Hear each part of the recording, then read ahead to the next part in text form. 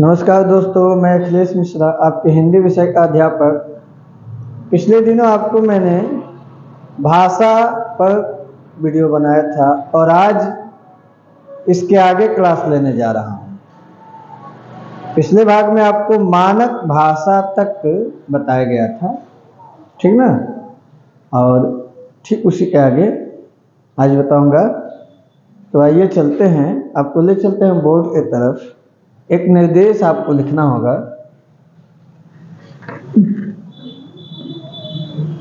निर्देश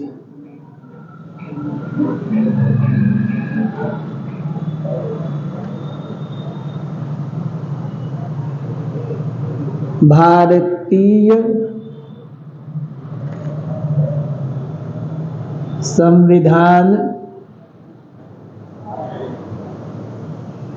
की धारा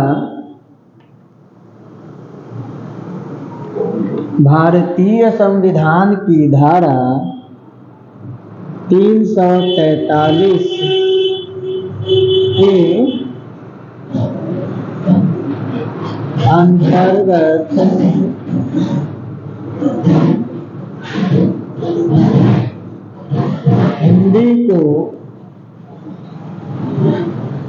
हिंदी को राष्ट्रभाषा,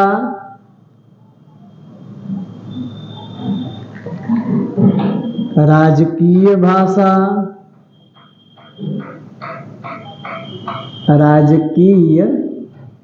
भाषा,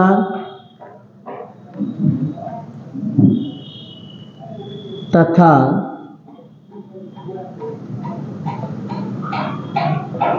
मानक भाषा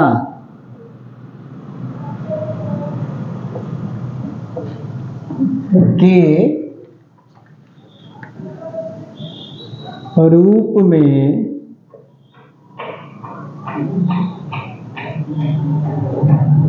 मान्यता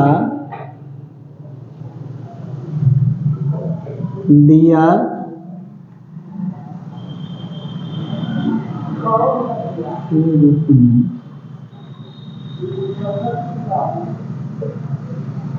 चौदह सितंबर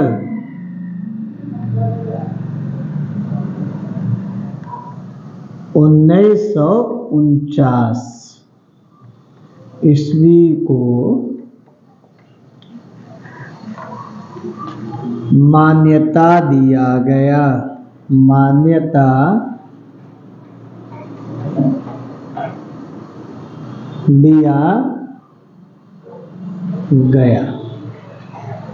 ठीक ना? क्या लिखा गया है निर्देश में कि भारतीय संविधान की धारा 343 के अंतर्गत, 43 नहीं 43 होता है, 343 के अंतर्गत हिंदी को राष्ट्रभाषा, राजकीय भाषा तथा मानक भाषा के रूप में 14 सितंबर 1949 को मान्यता दिया गया। ठीक,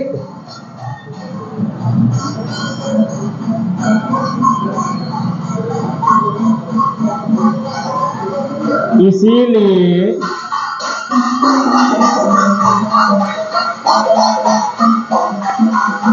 14 सितंबर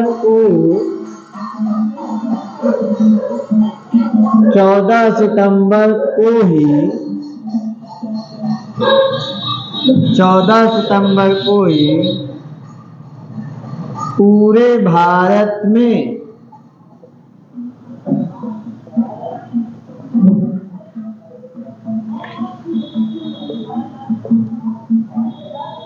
हिंदी दिवस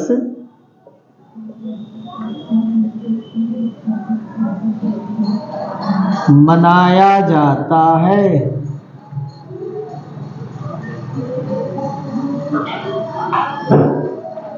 ठीक ना? ध्यान दीजिएगा, इसमें इस सवाल का जवाब मिल जाएगा आपको कि 14 सितंबर को ही आखिर क्यों हिंदी दिवस मनाया जाता है, किसी दूसरे दिन क्यों नहीं मनाया जाता? क्योंकि इसी दिन इनको जो है इसको राष्ट्रभाषा के रूप में स्वीकार कर दिया गया, मान लिया गया। तो इसलिए इसको 14 सितंबर को ही हिंदी दिवस मनाया जाता है। ये आपका निर्देश नंबर 1 था। अब देखिए निर्देश नंबर 2।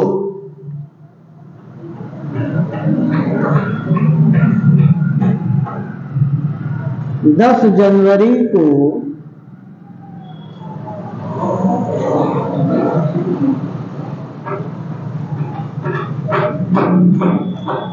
अंतर्राष्ट्रीय हिंदी दिवस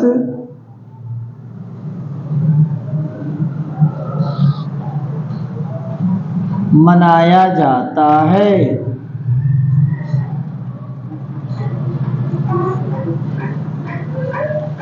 10 जनवरी को अंतर्राष्ट्रीय हिंदी दिवस मनाया जाता है, यानी कह सकते हैं विश्व हिंदी दिवस। क्या कह सकते हैं?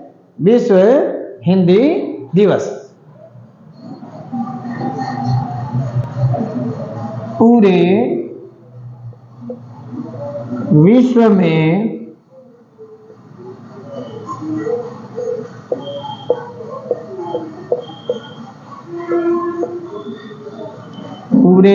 में सर्वाधिक बोली जाने वाली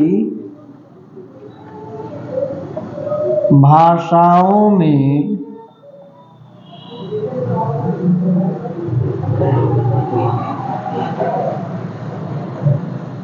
हिंदी का तीसरा स्थान है।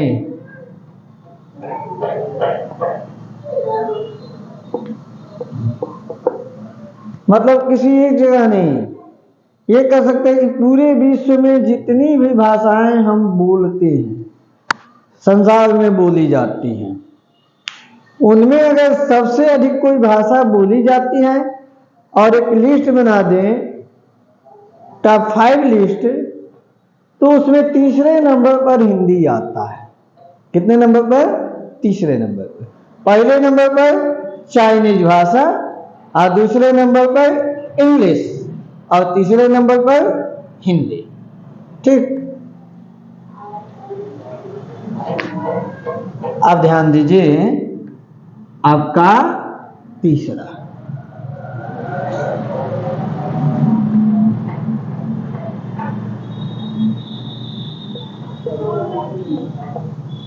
चौदह सितंबर से लेकर 21 सितंबर तक, 14 सितंबर से लेकर 21 सितंबर तक हिंदी सप्ताह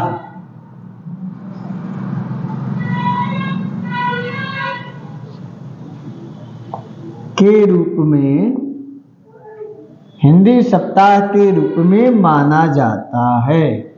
माना जाता है। इस दौरान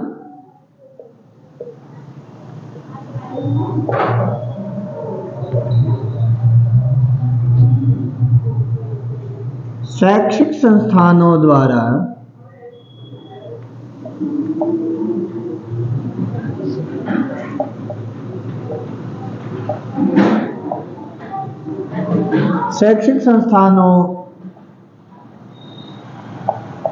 विद्यालयों और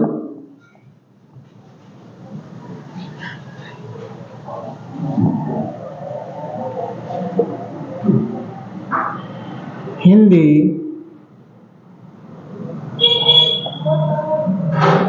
साहित्य सम्मेलन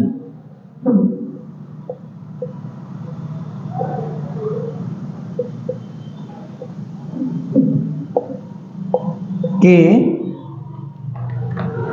द्वारा, हिंदी साहित्य सम्मेलन के द्वारा हिंदी के प्रचार व प्रसार के लिए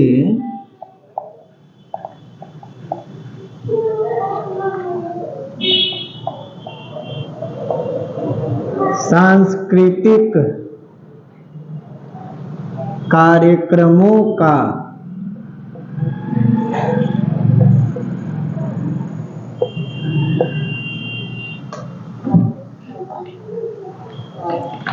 आयोजन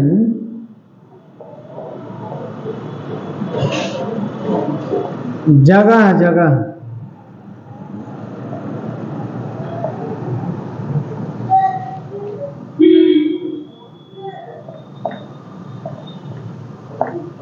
किया जाता है। ध्यान दीजिएगा क्या लिखा गया है। तीसरा निर्देश ध्यान से पढ़ लीजिए। इसमें लिखा गया कि 14 सितंबर से लेकर 21 सितंबर तक हिंदी सप्ताह के रूप में माना जाता है, पूरा 7 दिन। ठीक, इस दौरान शैक्षिक संस्थान, ऐसे संस्थान जो कि व्यक्तिगत हैं, अपनी इच्छा से उसको अवकाश आदि देते हैं, उसमें शैक्षिक संस्थान। ठीक है, अनैच्छिक और शैक्षिक दो होते हैं। तो शैक्षिक संस्थान द्वारा, विद्यालयों द्वारा, जिसमें विद्यालय भी शामिल होते हैं। ठीक, और हिंदी साहित्य सम्मेलन जो कि आपका प्रयाग में है, द्वारा हिंदी के प्रचार और प्रसार के लिए उद्देश्य क्या होता है? प्रचार करना, प्रसार करना, हिंदी को सर्वोत्तम बिंदु पर ले जाना। इसके लिए सांस्कृतिक कार्यक्रमों का आयोजन एक जगह नहीं, जगह जगह पर होता है। एक जगह नहीं होता, जगह जगह पर होता है। चलिए अब इसके आगे आपको ले चलते हैं।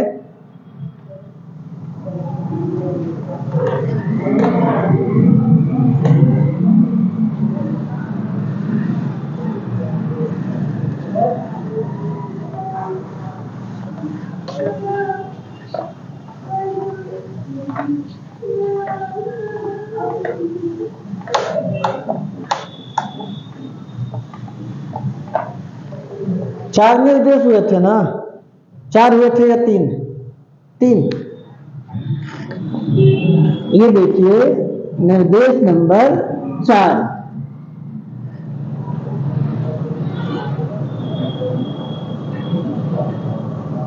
भारतीय संविधान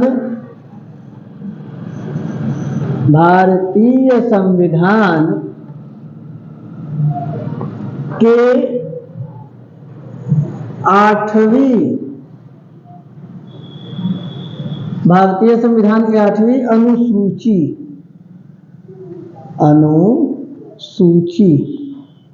8वीं अनुसूची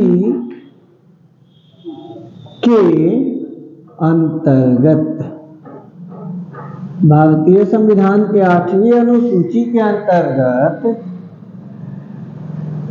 भारत के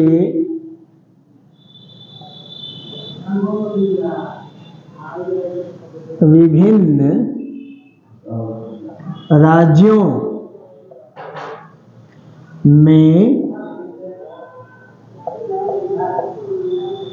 बोली जाने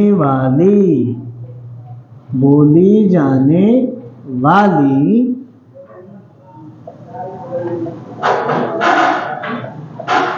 भाषाओं में से 22 भाषाओं को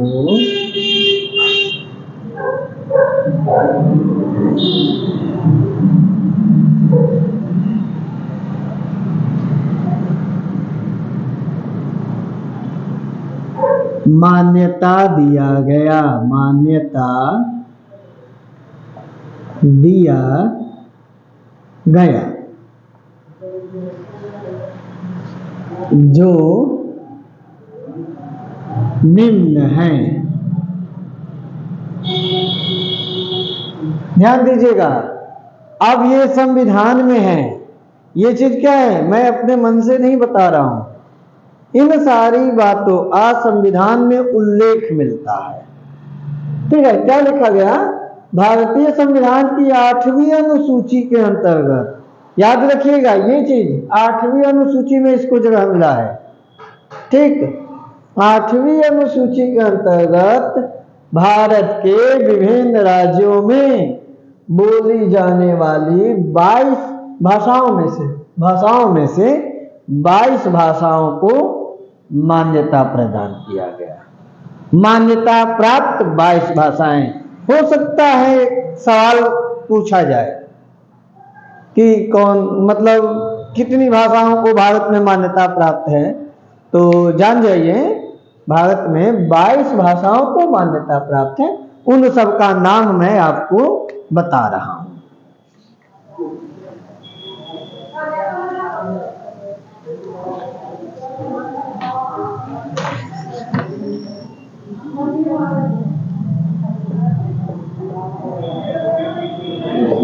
असमिया दूसरा है, बंगाली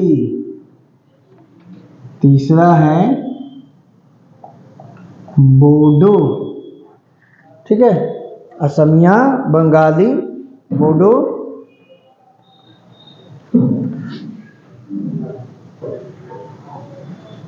डोंगरी,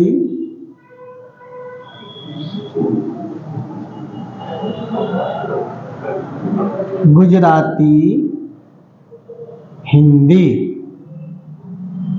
गुजराती के बाद यहाँ 6वां नंबर में आपका हिंदी होगा, बोडो,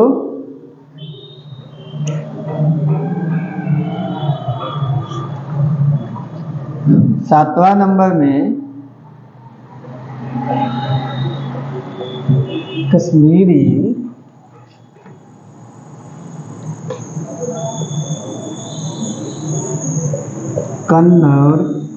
9 नंबर कोंकणी,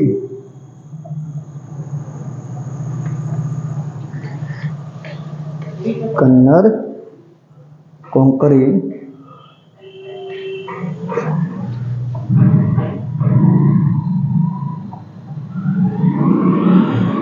मलयालम, मणिपुरी, मराठी।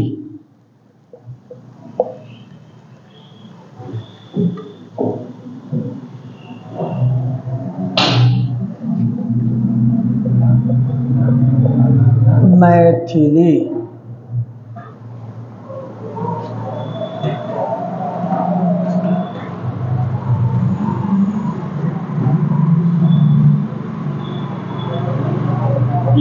नेपाली,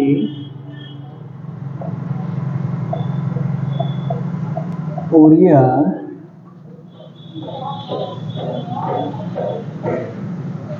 पंजाबी।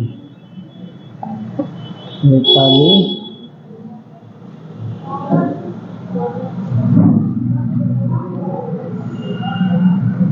संस्कृत, सिंधी,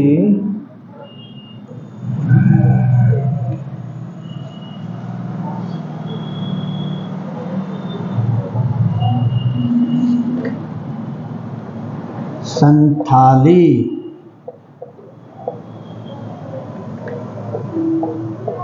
तमिल,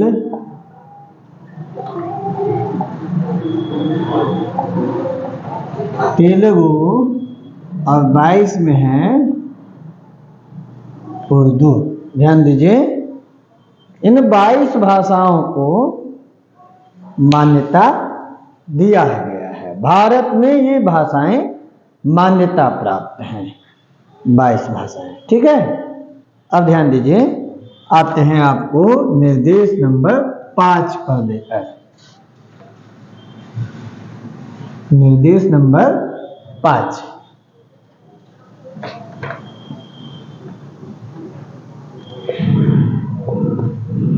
भारतीय संविधान की धारा 343 से लेकर 351 तक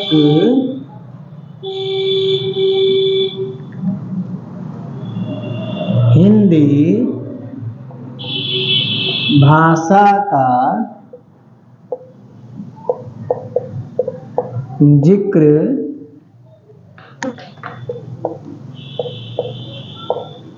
किया गया है।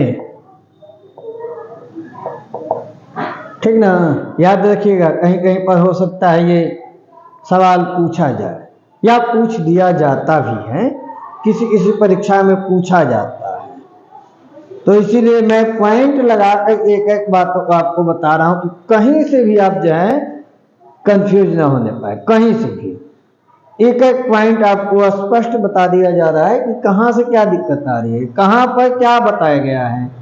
तो ध्यान दीजिए क्या लिखा गया, भारतीय संविधान की धारा 343 से लेकर 351 तक, मतलब ये इतना धारा है, 8 धारा है, इसके अंतर्गत हिंदी का जिक्र किया गया, इन सब के अंतर्गत। ठीक है, चलिए आइए आपको ले चलते हैं। ये तो था मानक भाषा में ये सारी बातें लिखाया गया है, और अब आपको ले चलते हैं मातृभाषा की तरफ। मातृभाषा,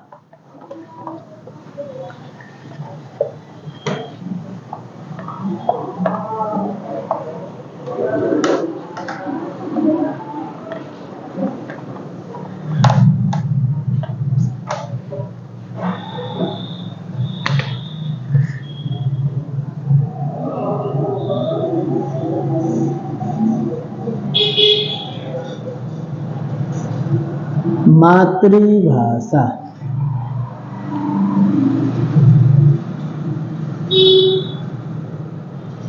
भाषा का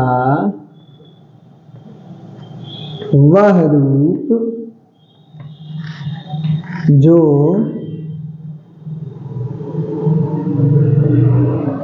बालक अपने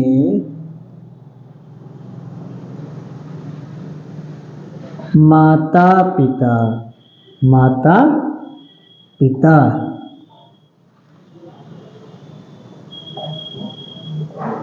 परिवार के सदस्यों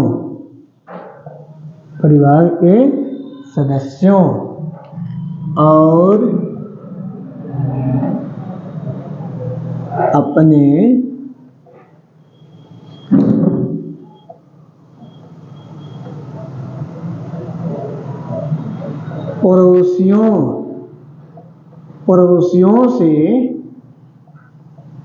पड़ोसियों से सीखते हैं, उसे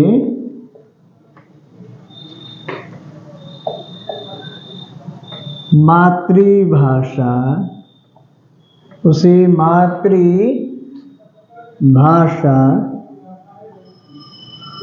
कहते हैं। उसे मातृभाषा कहते हैं। क्या लिखा गया, मातृभाषा क्या होता है, भाषा का वह रूप जो बालक अपने माता पिता से, परिवार के अन्य सदस्य, माता पिता के अलावा जो भी हैं परिवार में, उन सब से या और अपने आसपास के लोगों से सुनकर सीखता है। लिखना नहीं है, सुनकर सीख लेता है, उसे क्या कहते हैं, मातृभाषा कहते हैं। अगला चलिए आप अगला आ जाइए, ये है आपका क्षेत्रीय क्षेत्रीय भाषा, क्षेत्रीय भाषा। इसे बोली भी कहा जाता है, इसे बोली भी कहा जाता है। भाषा का वह रूप जो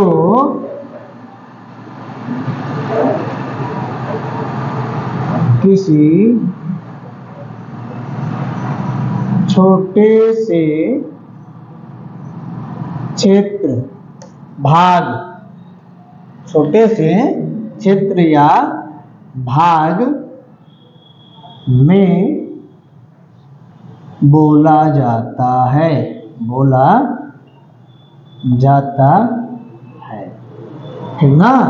भाषा का वह रूप जो किसी छोटे से हिस्से में, भाग में या क्षेत्र में बोला जाता है उसे बोली कहते हैं, उसे क्षेत्रीय भाषा, क्षेत्रीय यहाँ लिख दो बोली, ठीक है। यहाँ लिखिए भाषा